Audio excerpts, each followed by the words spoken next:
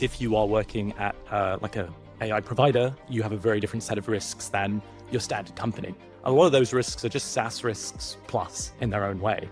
So they just add more layers in that can have risks, they add more areas that can be compromised, and they just increase the risk threshold a little bit. And so I wouldn't say there's anything super specific, but it just makes things worse in general, right? And so it's more effort that you have to put into securing that tool set. All right, we're live, folks. How is everybody doing today here at BSidesSF? Woo! Thank you for that. I'm Dana Torgerson, Vice President of Product Marketing with Armor Code. And today I get the benefit of being the MC here in Theater 13 for those of you here in the room with us and those of you watching from home. Today is real special. We actually have a live broadcast. It's going out, I call this a three-way. It's live here, it's live for the B-Sides folks, and it's going to be live out on the podcast. www.cloudsecuritypodcast.tv. Folks, this is a podcast that now has been running for 6 years, tons of episodes with followers of 150,000 different folks who I'm guessing give a darn about cybersecurity, right? Kind of, yes. There we go. So I'd like you to give a warm welcome to Ashish Rajan and our guest folks on the panel today. Thank you. Take it away, Ashish. Thank you for the live audience as well. Before I introduce my esteemed guests over here, I did this thing.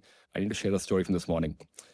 I did what every person does to maximize the opportunity for a live podcast panel. I asked AI, hey, how do I engage this audience? We're doing a live podcast panel. People are going to be had just lunch. They probably would be feeling a bit low. I don't know if someone supports the SF team yesterday that lost, unfortunately, but it said not to mention that. But so I said, hey, how do I run Cloud Security Podcast? We're a weekly podcast. People primarily who are interested in us are security leaders and CISOs.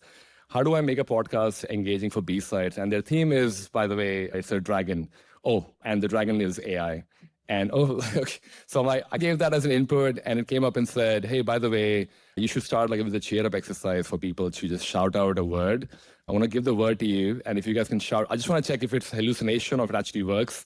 So the people who would hear it would be the podcast audience and the live audience in the background as well. And hopefully people on their phone in the overflow room, you guys get to participate as well. So what it said was, because the theme is Slay the Dragon, very medieval, great opportunity for you to dive into the medieval times and ask people to shout AI. So in 3, 2, 1, I'll just do that. And if everyone can shout AI, that'll be great for the podcast audience and for my video as well, if you guys don't mind. So yeah, I'm going to do just fingers. That'll make it easier. 3, 2, 1. Woo! Awesome. That was the energy. So that worked. I said, for people who've been using Gen AI, probably would know this, that once you start one level, how do I even make it even more exciting and more people should just get in with it? So they said, stop reading this script and just get back to the episode is what it said. So I'm gonna get to the episode. So everyone, welcome to Cloud Security Podcast. As I mentioned, we're a weekly podcast. Today's day is about slaying dragons. I've got 2 esteemed guests with me. Jackie, if you don't mind taking a few seconds to introduce yourself. Sure. Happy to be here. This is like my favorite conference of the year and like it's not my hometown, but I've lived here for long enough that it feels like home. So yeah, I'm Jackie Bowe. I've been working in security for just about 15 years now, mostly in detection and response, but I've bounced around.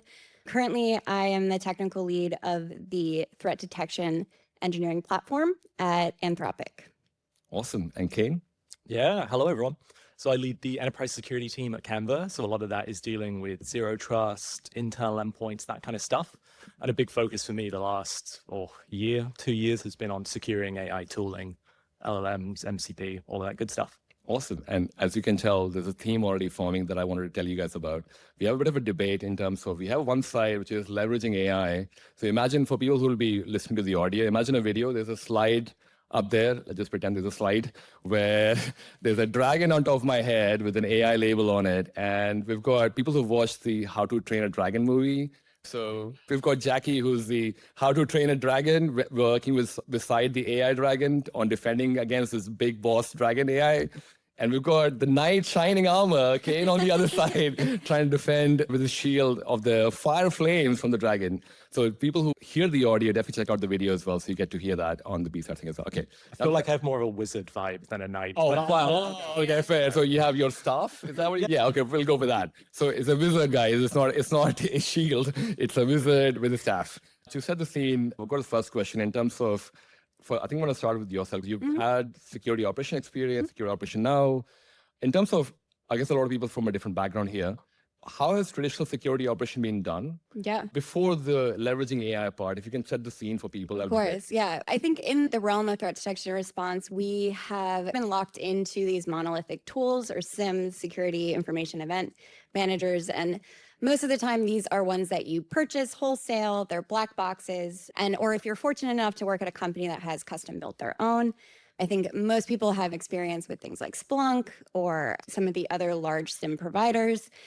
But actually, AI has come into the picture and tainted, I think, a lot of detection and response people's view on AI, because for the past, at least 10 years, we've been sold this idea of AI-powered, machine learning, detection and response, XDR, and it's all trash.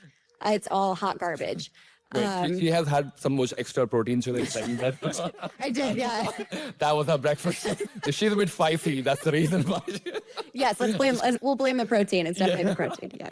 But yeah, we've been sold this idea that, this black box model can do detection and response for you for this low premium of a high subscription cost to a vendor. And I think up until this point, defenders, I think, are rightfully skeptical of AI because they're like, this just gives me more false positives. Actually, that's a good point, because the moment people talk about leveraging AI into an organization, first thing that comes up is hallucination. Oh, yeah. There's a lot of things that goes into it. Yeah. I'll put a pin on it for a second. I'm going to come back to Kane. Since you've been securing the wizard of, what are some of the risks that are being introduced by AI systems in organizations that come to top of mind for you? Yeah, I feel like it depends on what angle you're looking at. If you are working at a AI provider, you have a very different set of risks than your standard company. A lot of those risks are just SaaS risks plus in their own way. So they just add more layers in that can have risks. They add more areas that can be compromised, and they just increase the risk threshold a little bit. And so I wouldn't say there's anything super specific, but it just makes things worse in general. And so it's more effort that you have to put into securing that tool set. Right. And I guess talking about securing and detection response, they go hand in hand, where people are trying to figure out, hey, to what you were saying earlier, whether it's Splunk or any other SIEM, all of us are familiar with false positives being a lot of level one just spends a lot of time just triaging incidents for, is this even a false positive? Should I just call DEFCON 1 on this? Yeah. So how can an organization leverage AI, tame that dragon for detection response? Yeah, that is a great question. It's also, can I pump up my talk tomorrow? For sure. Okay. I was going to say, please do. He's going to talk, but we need to pump up both your talks. Yeah, tomorrow I'll be presenting with my colleague Peter about some tools that we built with actually using Claude, which is Anthropic's LLM, Claude Code, to build tools. And then we actually do a lot of the investigation and triage using Claude. And so I think for me, the difference in right now leveraging AI is instead of a black box of alerts go in and something gets spit out and you have no idea how it got there, especially with these models that have extended thinking, you can actually see what prompts go in, you can tweak those prompts, and with the outputs, you actually have more control over seeing what's happening. You can also leverage things like best of n, so you can have a model with the same prompt triage a detection n number of times, and then out of that choose the best response. So I think the power for individual teams to leverage generative LLMs to do this work, there's just so much more visibility, and it's no longer that black box of why am I getting this response? But how do you balance hallucination then? Because to your point, the moment you got, and maybe it's my bias, and I don't know if anyone else has this, because we've been hearing about hallucination being the number one thing people talk about. Oh, yeah, you should use AI, but be careful, there'll be hallucination. Yeah. So how do you balance that? Yeah. So we'll talk about this a little bit tomorrow too, but hallucinations are basically the model being super helpful and coming up with convincing sounding answers.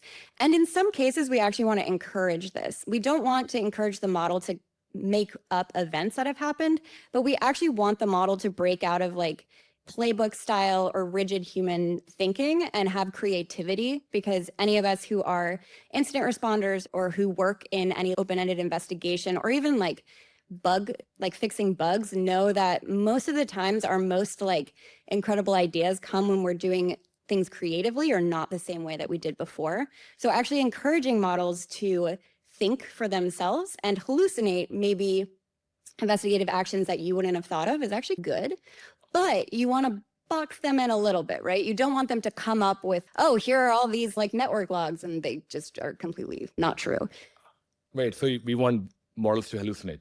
Yeah, a bit within boundaries. Why let your models have a good time too? Fair. Wait, how do you even, I'm like, wait, so we let them hallucinate and all these bugs. But to your point, I agree. It might bring up some creative things that you may not have thought of. But I'm with you on that one. Yeah. In terms of building threat model, because Kane's going to talk straight after this, by the way, if you want to join in. How do you even build a threat model for something like an AI system? Or where do you even start? Because I can imagine doing a threat model for an AI system is not the same as, I'm sure there's a few AppSec people listening or watching this as well. It's almost, hey, what stride model should I use or whatever other thing? How do you even start doing threat modeling for an AI system that you let hallucinate? Yeah, it's an interesting question. And again, spoiler, that's a lot of what my talk goes into after this. So if you're interested, feel free to come along. But sort of the high level is that I like to focus on sort of two areas. Like whatever model you use is fine. I like to think of it as using access at the beginning. So like, how are you interacting with them? What desktops, phones, like where are you accessing them from? Yeah. And then on the other end, what integrations do you have? So what is your AI talking to? Is it talking to like your Jira servers or your Salesforce or whatever? And those two things are the things that introduce the most risk, in my opinion, because that's increasing the surface area of the things that can go wrong. And this gets even worse when you start connecting it to like customer data stores and doing public customer support, because then it's not your employees, it's like an unknown third party that can potentially do weird things. Could you expand on the whole authorization? Because now seems like you can't spend a day on the internet without talking about MCP and A2A and whatever else comes with it. How does that play a role in your threat model and the authentication authorization part? Yeah, it's interesting because especially with MCP, they've got a spec for authorization in the model, which a lot of people have had problems with, let's say. And there's definitely a few blog posts on that are worth reading. But there are ways you can encapsulate it as well, right? There's a bunch of vendors. I think Cloudflare did one a few weeks ago. I think Merch has one now where you can host them like on a public server. So it's not like a thing running on your workstation anymore. It is like a public thing where all of your employees are accessing it. And rather than having thousands and thousands of agents across all your laptops, you just have this one server that goes and connects to everything, which from a security point of view, I prefer to threat model one thing rather than 1,000 different versions of open source code that people are running. Just like on like MCP servers, I think I totally agree with having an open standard is a great first step. And then having the first pass at authorization or identity for agents and for MCP servers. And I think I really love what I'm seeing like coming out of Cloudflare, and like it encourages the maturation of this technology, especially by security practitioners, so we can actually get the standard that is the most secure. And you've got to start somewhere. That's the thing at the end of the day. Exactly. And even taking this beyond into using it, what we found is that we can build sort of triage bots using us to then threat model our AI tools. And so building up like a corpus of info that you can ingest in and then have the AI do the triage rather than you do it yourself. Yes. Especially since every tool is an AI tool now. I don't want to have to do this hundreds of times to every vendor I use. The next gen AI agent that's out there everywhere. Feels like everything has a next gen AI agent these days. But I think that's an interesting point about building capability as well. So I guess in your talk, and we've been talking about detection response for infrastructure that is potentially using AI systems or running AI systems in your case. Yeah. How do you even, like, where do you start? And especially if you already have a team, like many of us may already have a security operations team. You would like to do threat detection, but sometimes you don't have the resources or the time. Yeah. So I think one of the most important things that we found is a like base technical stack that really allows integration with these tooling. And it basically is set up your technical stack so it is engineering forward, because models you can think of as software engineers. You give them tools to use, and their efficacy is how open your stack is. So are you using common programming languages? Are you using either open source tools or well-documented tools? Are you using tools that have like very good APIs? Because when you think about giving a model the ability to do work like on your behalf, you actually need to give it like hands or like access to things, which, you know, is the MCP servers, it is tools. And so I think a good place to start if you're starting from square one, which honestly is, I think a lot of us dream about coming into a company and being like, oh, I can just build this from scratch, rather than here's the legacy sim, good luck. But if you are in that position, I think really focusing on tooling that is like open, that has very well documented standards. If you can use a sim that uses an open detection standard like Sigma rules, better than if, you know, you're using a sim that has a proprietary, not well-known format. And like for us, we built most of our tooling using Claude Code, which is a coding agent that is really like collaborator. So like we use Claude in how we do triage and investigations, but we also use Claude to build like our Terraform and our infrastructure. And yeah. I don't know about you, but I personally fall in the camp of security people who don't code. So I feel like a bit nervous and I'm You want to go outside? I'm like, I feel like I heard about vibe coding. I've been hearing a lot about vibe coding the entire day. I vibe code all day. Yeah, which is why I'm like, it makes me nervous that, whoa, does that mean that all those ideas that I've had before that I wish I was a programmer? Yes, like, exactly. So is that how easy it is? Yes, Even as a security person? Yes. Okay, so I will say some of the best security people are software engineers or were software engineers, because in order to understand how to circumvent a system, understanding how the system works is great. But I will say that what I have seen with coding tools, especially like Claude Code, and there's tons out there, there's like Copilot, Cursor, Windsurf, these have lowered the barrier to entry from ideation to prototyping in a way that makes it so if you have these ideas, you can actually go and create a prototype relatively quickly. And we could talk about, is this a good thing or a bad thing? I think it's a good thing. I'm on team build more shit. Kane, how do we threat model this, man? It depends, right? And that's the typical security engineer answer right there. That's a consultant answer. I can drop the mic and leave now. So I think people are going to use it whether we want them to or not at the end of the day. And I think you've got to secure it in place the best you can. And so at the moment, a lot of that is through education, because there's not a lot of tooling out today, right? That kind of helps this. And there's things like YOLO mode, right? Where you can just ask Cursor to go do your thing. What are you trying to say? And then you cross your fingers and hope for the best. And you add, please don't make vulnerabilities, Claude, please, at the end. And that's how you secure it. But I do think there are some things you can do where, like I said, if you're connecting to sensitive integrations, that's where you want to put your effort, because at the end of the day, you're not going to be able to secure or threat model all of this stuff. Yeah. And so really just focusing down on like, where is the risk? What data is it ingesting? That's fine. If you're connecting it to, or your log sources, maybe it's fine if it's just telemetry, right? In that case, but maybe if you're connecting it to like your customer RDSs or something, then you're like, oh, no, I need to put a bit more effort into securing this. I guess to your point, it's focusing on data identity access rather than, hey, you can vibe code versus the AI agent can do its own thing, MCP, whatever else that comes after. Yeah, exactly. And you might have some guidance on use our provided MCP servers. Don't go out to the internet and just download random ones. It's a lot of typical stuff in package management, really, that is proving over time, like it's getting there. Talking about MCPs for detection as well, because I think Kane raised an interesting point about using the right kind of logs, which is kind of 101 for incident response detection, all of that. Obviously, on the Cloud Security podcast, people have spent years trying to learn AWS, Azure, cloud, logging, all of that. Now, with the AI systems being attached to their existing legacy systems as well, some of them obviously may have started today building applications, AI from day one, or AI native, if you want to call that. But for people who are trying to incorporate detection response in legacy systems which are running on cloud, how does Claude fit into like a cloud environment? Yeah, I don't think you can separate cloud from most of the modern uses of AI, because in Claude's case, you can run Claude on Bedrock, which is AWS, or you can run it on Vertex, which is GCP. And so you can access the models that way. You can access the API. We also have a first-party API, but most of what we build is in the cloud. So it's either in GCP or AWS. And I think one of the great things you mentioned, kind of like legacy or like people learning AWS, is when I'm writing a detection signature, say for some random thing in AWS, because AWS and GCP come out with new services all the time, and you're like, what does this log look like?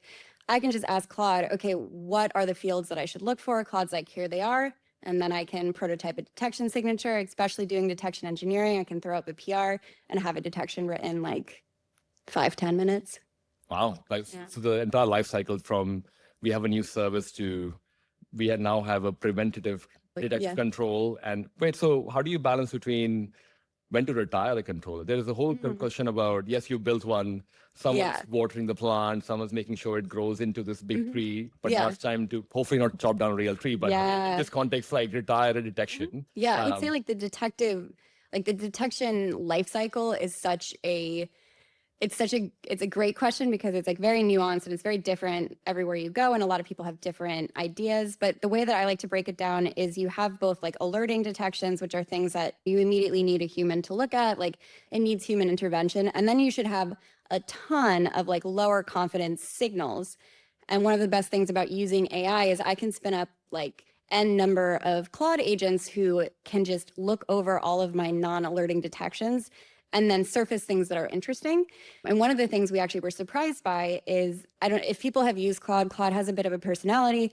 And I was running Claude over a bunch of detections that we had. And Claude wrote this report for me that was like, I'm seeing this alert happen a lot of times, and I worry about the security posture of a program that is still having this as a firing detection. And I was like, oh, okay. I was like, are you really working? What are you doing? Yeah, I was like, we're just testing now, Claude, but yeah. Imagine sending an email to HR. I've mentioned to Jackie 5 times. Yeah. She's not looking at this. Why isn't she turning this detection? Yeah. No, fair. So to your point, you're able to, so are you using MCP connectivity to AWS and in terms of like the foundational pillars? Yeah. To So what Kane was talking about as well. I'm curious. Yeah. So MCP, you can think of MCP as like it's an open standard for writing these connectors that you can provide to AI agents. But really, like under the hood, everything is, you can break it down to tool use. So tool use is the ability to give a model actions that it wouldn't normally do or to coax it down a path. And so for us, we use like a custom tool that we wrote. We could also use an MCP server, but we just wrote a tool that does querying into our data lakes, or Claude wrote a tool that queries our data lakes. I was going to ask you a question if that's okay. Yeah. How much of your stuff is custom to you, like a Snowflake stuff, versus how much is possible for wider audience to use? Great question. Yeah. So what we're building is SIM agnostic-ish. So if you use if you use a SIM that treats how it works as a proprietary secret, I'm sorry. But I would say this is the tooling that we're using. None of this is Anthropic secret sauce. Like nothing is things that are only available to us. We're using models that are currently out. And everything we're building is in cloud and we're using like Postgres databases, data lakes, things that you can have in either GCP, AWS, or Azure. So, yeah. Because obviously we've got 2 camps here for leveraging AI and securing AI as well. I'm curious in terms of now that we know how to build, we can wipe code, let it hallucinate, and with interesting solutions. And hopefully we can figure out a way not to talk to a developer and still be able to figure out what the hell they are doing. In terms of, I guess my question is, in the existing market that we're in with security, AI being this big unknown kind of on the side, and we're able to leverage something like Claude to our own detection, what's the starting point for someone to enter into this? To Kane's point, are we just able to use leveraging existing cloud logs, existing application logs, putting into a data lake to what you're saying, and just go hallucinate on it and hopefully come back? I feel like we're stuck on the hallucination. I mean, I was just like, felt really right to say that. What else do you find here? But is that where you go with that? Basically, we found that once you have the logs, which is like the first thing that you need to do, then giving Claude access and tools to both like query your logs and also do like some processing. Like we have some tools that we've created that write standardized reports based on like a detection signature. And there's like a lot of ways that you can experiment and create different tools. I think one of the most exciting things for us is the ability to rapidly prototype and run experiments. So we can try different strategies of triage. We can try different modalities, and we can have an idea of, okay, I want to have 1,000 Claude agents go and look over every log versus I want only to surface, like I want it only to look at the alerting detections and then to give me like really clear reports. It's just, it's very exciting because the ability to just have an idea, prototype, go out and test, and then get results. I've never had this kind of power before. Yeah. You sound like a wizard already, but my wizard over here, on the other hand, I was going to say, now I love the passion and energy Jackie has about how AI is amazing. Without giving up too much about your talk, what can you share about some of the things you found about doing threat modeling across AI systems, both the SaaS ones and the in-house ones? If you could share that as well. Because I want to balance the picture as well. As much as I'm excited about AI and we can leverage it to do amazing things, curious to know about what you had found in the whole threat modeling that you did. Yeah, what I find is that, so my talk is about enterprise search. So if you've used Glean, Atlassian Rovo, The Slack has one. Every vendor has one now, basically. And so it was looking at some of those tools and like what some of the problems are. And what you find is that when you are doing these things, there's like limitations. And so the biggest limitation is, of course, authorization. And so they've had to build, like all the vendors have to build on top of the already existing SaaS APIs, right? Yeah. But those SaaS APIs aren't always good. And then the layer on top of it isn't always good. And so what happens is when you're building auth on top of auth, bad things usually happen.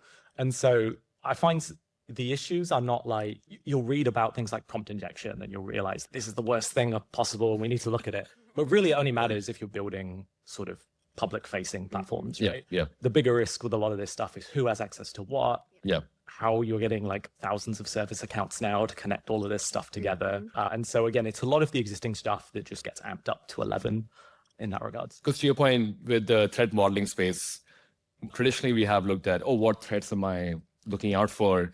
A lot of the conversation around threat modeling AI systems is going with, it's a dynamic system. I don't know what Kane would say next. Yeah. I can't put it in the chatbot or wherever. But what you're saying also is that what's the true reality of internals of this, or I guess inside an organization? There's a lot of SaaS which is using AI. I'm just going to throw a few words. Salesforce has an AI, Atlassian has an AI, Canva has an AI. Everyone has a customer-facing AI, and that's obviously being used by other customers on the other side. So you being on the other side of this, where you're obviously part of the consuming sales space yourself, you have your own SaaS AIs that you're looking at, and the Glean and everything else you mentioned as well. What's missing in the current approach for threat modeling? Or is it the same way to approach AI systems as well? In terms of, because a lot of people would be thinking, am I learning something new here completely? Yeah. Or am I able to just leverage what I know? There's a few new bugs and things like that. There's things like, like YOLO mode and stuff like that, which is all like brand new. But again, like I think if you threat modeled a lot of SaaS tools in the past, you'll pick this up pretty quickly. I do think that probably what we'll see will be interesting. Like MCP at the moment is like a layer for our LLMs that kind of sits in front of our already existing APIs. Yeah. I do wonder how long it will be until we just don't need like those original APIs and we just LLM it. And at that point, that's much more scary because MCP is basically taking wide swathing prompts that I'm putting in and it's turning it into specific API actions that I can usually see. And so when I can't see those things in the future, that will be really interesting. Yeah, for sure.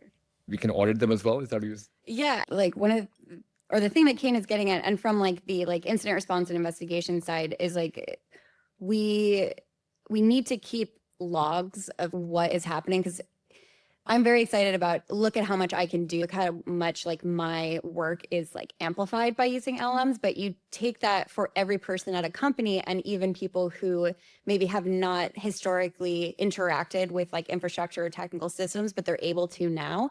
And we still are having this like really beginning forming idea of what is identity when it comes to like agentic workflows. And so the ability to trace back like where actions are coming from, I think is going to be more and more critical, especially for me. If I'm looking at an incident of like, why did this server go down? And it's, this API call that came from like Bedrock, it came from like an AI, that doesn't actually help me. I need to know where it actually came from. And so like tracing actions, I think is critical. Are you able to use AI for those, like going into the rabbit holes as well? I would say AI is pretty good at going into rabbit holes, but yeah, I think you need to guide it. Yeah. It's been pretty classic, right, as well, that security teams don't really scale with engineering departments generally. Yes. And so like, I feel like we have to, even if you do not want to, even if you are like one of the doomers who is, no, I will do everything manually. I feel like learn the hard way. If your engineers are doing it, then like you are going to fall further and further behind. I think that's such a good point. And like, I think the position I have is we are not going to be able to keep up as defenders if we are not willing to use this technology. I think if we are only on the side of, MCP servers are vulnerable, or this technology is, let's only talk about prompt injection, which is something like I feel this community sometimes gets stuck a little bit in, is like the hacking or the breaking. We won't be able to scale with offensive capabilities and offensive technologies if we are just waiting and blocking ourselves on, we'll wait until it's more secure. We'll wait until it's better. Here we are 16 years later, still talking about cloud adoption, I guess. So some things would always be slow, I imagine. I think it's I love both the perspectives, but I also want people to walk away with, a starting point for, they heard how passionate you are about Claude Code, and people should definitely go and try that. Even if you've never coded before, open up a Visual Code or whatever your favorite editor is. What's a good starting point for someone who's basically inspired after hearing this to start leveraging AI? Yeah, I feel like trying out some of the coding assistants, there's a ton of resources out there. I feel like Anthropic's documentation is pretty great. No bias, completely. Yeah, I'm completely not biased at all. And there's a lot of YouTube videos and things to talk you through. And if you have an idea on something that you would have liked to build, prototype it yourself, stand up your own like AWS or GCP account. And I don't recommend you do this on like your corporate, like on your production system. It is live stream, so I'm glad you mentioned this. But yeah, in a sandbox environment, or if where you work provides like nice sandboxing so you can have a playground. But I would say definitely don't be afraid just to try things. So is there I don't know, like a S3 bucket going to internet or whatever? Is there a thread that comes to mind that's probably the easiest one to start with as well, with this kind of a vibe coding? So I think one interesting thing is like just throwing logs at an LM and asking it to come up with patterns, or if you have an idea about a detection signature. But also if you're like, I want to create a system to collect logs, or one of the interesting ones for me is I want to run some kind of analysis over a bunch of files and setting up like infrastructure and systems to do that.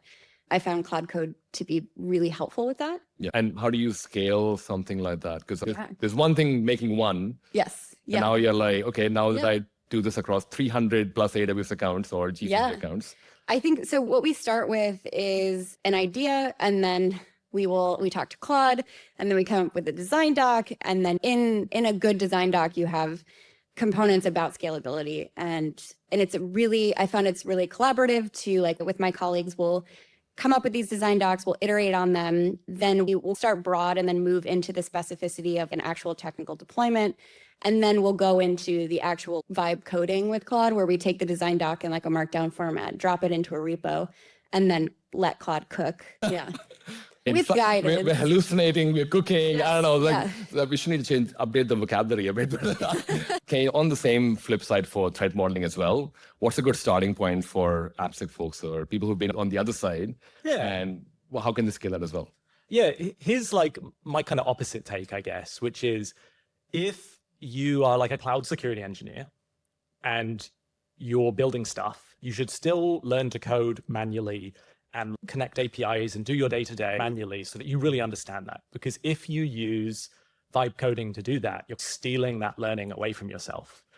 However, say you need to build a UI and like you're not a front-end developer, like you just need something to show. Say you need to make a button. Yeah. Then go nuts. Do that, vibe code that. And I feel like that way you will gain knowledge in your domain and you will keep that. And so specifically with something like threat modeling, do loads of it.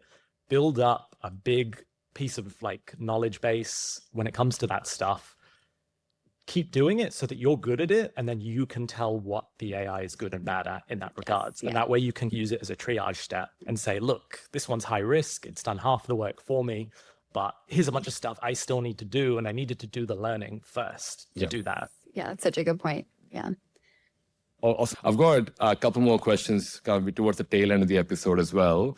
I was going to say, if this is a fun question, we've been very serious so far. Yeah. We're totally not having fun at all. So I've got some fun questions to just lighten up the mood a bit. No AI was involved with this. I didn't let them hallucinate. First question was, or is, if AI could protect one thing in your life besides your passwords, what would you want it to guard? So my answer, I think Kane might have feelings about this too, is I would want something to protect my dog. I have a Pomeranian and sometimes I can't be home with her. So I would like something that just... Like a shield, walks around with it. Yeah, and make sure she's okay and that she has enrichment time. Yeah. Plays with her as well when she's bored. Fair. Yeah. That's a good one. What about you, Kane? I can't steal that one. I have a little 8-week-old Pomeranian. Oh, okay. So here's a funny story, right? My friend lives in rural Australia and he has like a big like homestead, right? And he has these fat wombats that come and steal his strawberries every night. And so he's shown me videos of them. So I think we need to make a startup for like wombat detection and response or something. For all the non-Australians, wombats are like giant rats or raccoons, for lack of a better word. But if people have not seen them, they're just everywhere in Australia. Okay, good, great answer. I've got the second question. what's one totally ridiculous thing you think AI should have security for? I think I would love for it to protect my crypto wallet, but what's a ridiculous thing? Oh man. I'm thinking of, I'm just going to say it. I have no filter at this point. Like I talk to AI a lot as like a therapist or like for interpersonal things. And so I would like protection for like when I'm talking to LLMs about emotions or so they're, to keep that private. To remind you that, hey, everything you put here is not like you may hear answers which I may be hallucinating. Yeah, so don't take my advice seriously about your life choices. Fair. What about you, Kane? It's really hard to follow with a wombat answer. I feel like that is a pretty dumb one by itself. So fair. Okay, so that's the most ridiculous thing. Fair. I think that's pretty ridiculous. Yeah. I would think. Oh, wait. So then the next question is: if your AI could be your spirit animal that would walk around with you, don't say wombat now. Should we answer at the same time? Oh, okay. So if people are ready for it, the question here is: if AI security could be your sidekick, what kind of animal form it should take? Which animal would you pick and why? Yeah. So that's just same. I'll let you come to the mic as well. 1, 2, 3. Pomeranian. All right. Yeah. I'm gonna say a different one. Golden doodles. Like another in there. Someone needs to stand up for the golden doodles out there. Chicken nugget. But wait, why Pomeranian? Why your sidekick needs to be your best friend in life? Yeah, I just think since I have a Pomeranian and she's already my sidekick that I would, There's just like dogs are best friends. At this point in time, we should just end the show at this point. Yeah, we're actually going to do a slideshow of our dogs now. We've got an airdrop going on here, so she'll come with those dog shows off. But that was the episode that we wanted to record. Thank you so much for everyone who joined us and at the overflow rooms as well. Thank you for engaging us in the conversation. Hopefully, I don't know if we have been able to sway you on the and side of security, where you're still testing the ground or happy to test AI behind the passionate Jackie that we have here, or still threat modeling your way with the wizard Kane that we have. Hopefully you get to slay some dragons, AI dragons, for the rest of the conference as well. But thank you so much for joining us and being part of the podcast live as well. Thank you so much. Thank you, folks. That was a great conversation. Thanks, everyone. Thanks. Thank you so much for listening and watching this episode of Cloud Security Podcast. If you've been enjoying content like this, you can find more episodes like these on www.cloudsecuritypodcast.tv. We are also publishing these episodes on social media as well, so you can definitely find these episodes there. Oh, by the way, just in case there was interest in learning about AI cybersecurity, we also have a sister podcast called AI Cybersecurity Podcast, which may be of interest as well. I'll leave the links in the description for you to check them out. And also for our weekly newsletter, where we do in-depth analysis of different topics within cloud security, ranging from identity, endpoint, all the way up to what is the CNAP or whatever a new acronym that comes out tomorrow. Thank you so much for supporting, listening, and watching. I'll see you next time.